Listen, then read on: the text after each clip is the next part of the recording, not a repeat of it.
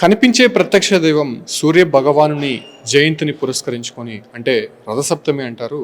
తిరుమల అలవైకుంఠపురంలో స్వామివారికి లఘు బ్రహ్మోత్సవం జరగడం ఆనవాయితీగా వస్తుంది. అనాది కాలం నుంచి ఈ యొక్క కార్యక్రమాలు తిరుమలలో వైభవంగా నిర్వహిస్తూ ఉంటారు. అంటే ఒక్కరోజు బ్రహ్మోత్సవం 7 వాహనాలపైన స్వామివారి ఊరేగుతూ భక్తులను కటాక్షిస్తుంటారు.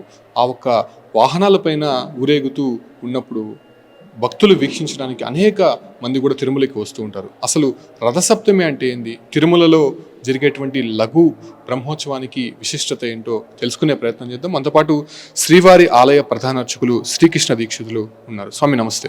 స్వామి, ఏంటి లఘు బ్రహ్మోత్సవం తిరుమలలో చాలా వైభవంగా నిర్వహిస్తుంటారు, అదే తరహాలోనే రథసప్తమి విశిష్టత ఏంది అంటే ఏం చెప్తారు? ఓం నమో వెంకటేశాయ. తిరుమల దివ్యక్షేత్రంలో సూర్య జయంతిని పురస్కరించుకొని రేపు రథసప్తమి వేడుకలను నిర్వర్తించడానికి తిరుమల తిరుపతి దేవస్థానం సమాయుక్తమై ఉన్నది.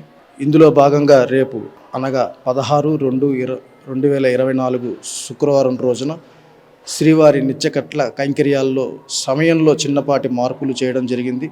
అలాగే మలయప్ప స్వామికి ప్రతిరోజు జరిగే నిత్య కళ్యాణోత్సవం అయితే ఏమి, ఆర్జిత డోలోత్సవం అయితే ఏమి, ఆర్జిత బ్రహ్మోత్సవము, సహస్ర దీపాలంకరణ వంటి నిత్య సేవలను రేపు ఒక్కరోజుకి తాత్కాలికంగా రద్దు చేయడం కూడా జరిగింది.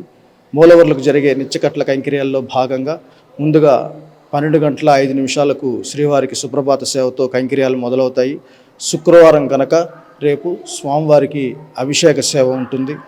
అభిషేక అనంతరం స్వామివారికి విశేష తిరువాభరణం సమర్పించడము, తోమాల సేవ, అర్చన, మొదటి నివేదన స్వామివారికి సమర్పించడం జరుగుతుంది. అటు పిమ్మట తులసి అర్చన, అలాగే మాధ్యానిక నివేదాన్ని కూడా స్వామివారికి సమర్పించడంతో ఉదయం కైంకర్యాలన్నీ పరిసమాప్తమవుతాయి. అటు పిమ్మట మలయప్ప స్వామివారు శ్రీదేవి భూదేవి సమేతంగా వాహన మంటపానికి వేంచేయడము, అక్కడి నుంచి మొదటి వాహనంగా స్వామివారు సూర్యప్రభను అధిరోహించి 4 మాడ వీధుల్లో ఉత్సవంగా ఊరేగుతూ ఉత్తర మాడ వీధికి చేరగానే కాసేపు అక్కడ వేచి ఉండి రేపు సూర్యోదయం 6:40 ఉంది కనుక సూర్యోదయం అనంతరం సూర్యుని యొక్క కిరణాలు మలయప్ప స్వామి పాదాలు తాకగానే స్వామివారికి మంగళహారతులన్నీ సమర్పించి ఆ సేవలో పాల్గొన్న భక్తులందరినీ స్వామివారు అనుగ్రహిస్తూ సూర్యప్రభ వాహన మంటపం చేరుకోవడంతో పరిసమాప్తం అవుతుంది. అటు పిమ్మట స్వామివారు తిరిగి చిన్నశేష వాహనాన్ని అధిరోహించి 4 మాడ వీధుల్లో ఉత్సవంగా ఊరేగుతూ భక్తులకి కనువిందు చేస్తారు. దాని తర్వాత స్వామికి అత్యంత ప్రీతమైన గరుడ వాహనంపై అధిరోహించి భక్తుల్ని 4 మాడ వీధుల్లో ఉత్సవంగా ఊరేగుతూ అనుగ్రహించడం జరుగుతుంది. తిరిగి స్వామివారు హనుమంత వాహనంపై అధిరోహించి ఈ 4 మాడ వీధుల్లో ఊరేగుతూ భక్తులకి కనువిందు చేస్తారు. మధ్యాహ్నం 2 గంటల సమయంలో శ్రీవారి పుష్కరిణిలో చక్రస్నానం కార్యక్రమం నిర్వర్తించడం జరుగుతుంది.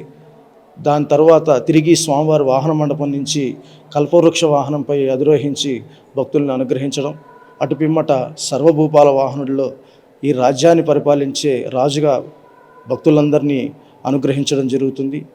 రథసప్తమి వేడుకల్లో భాగంగా చివరిదైన చంద్రప్రభ వాహనంపై మలయప్ప స్వామి అధిరోహించి చల్లని సాయంకాలం వేళ భక్తులందరినీ అనుగ్రహించడంతో రేపటి రథసప్తమి వేడుకలన్నీ పరిసమాప్తమవుతాయి. తిరిగి స్వామివారు గర్భాలయం చేరుకున్నాక సాయంకాలం కైంకర్యాలు యథావిధిగా కొనసాగుతూ ఏకాంత సేవతో రేపటి కైంకర్యాలన్నీ పరిసమాప్తం అవుతాయి. ఓం నమో వెంకటేశ్వర. తిరుమలలో లఘు బ్రహ్మోత్సవాలు నిర్వహిస్తుంటారు స్వామి.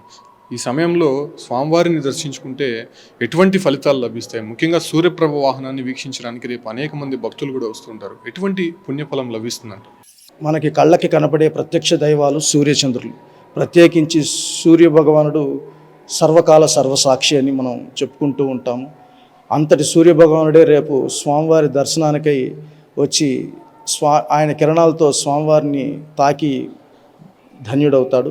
అటువంటి వేళలో మనమందరూ కూడా ఆ ఉత్తరమాడ వీధిలో స్వామితో పాటు మనము వేచి సూర్యరశ్మి స్వామి పాదాలను తాకగానే దర్శించుకుంటే ఎటువంటి రోగాలనైనా మాయం చేయగలిగిన శక్తి సూర్యరశ్మికి ఉంది అని మనకి పెద్దవాళ్ళ ద్వారా తెలుస్తూ ఉంది. అందుకని భక్తులందరూ వేలాదిగా లక్షలాదిగా పాల్గొని స్వామివారి యొక్క సూర్యప్రభ వాహనాన్ని ప్రత్యేకంగా తిలకించవలసిందిగా ప్రార్థిస్తూ, ప్రత్యక్షంగా రాలేని వాళ్ళు ప్రచార మాధ్యమాల ద్వారా ప్రత్యక్ష ప్రసారం ద్వారా స్వామివారి వాహనాలన్నీ తిలకించి స్వామివారి కృపకి పాత్రులు కావాల్సిందిగా కోరుకుంటున్నాను. సో చూసాం కదా, నిజంగా తిరుమలలో రేపు జరిగేటువంటి రథసప్తమి వేడుకల సందర్భంగా స్వామివారు లఘు బ్రహ్మోత్సవాల సందర్భంగా తిరుమలకి అనేక మంది భక్తులు కూడా వస్తూ ఉంటారు. ముఖ్యంగా సూర్యప్రభ వాహనంతో ప్రారంభమయ్యి చంద్రప్రభ వాహనం వరకు కూడా భక్తులు కన్నులు ఆర్పకుండా స్వామివారిని వీక్షిస్తూ ఉంటారు. నిజంగా చాలా పవిత్రమైనటువంటి రోజుగా స్వామివారు చెప్తూ ఉన్నారు.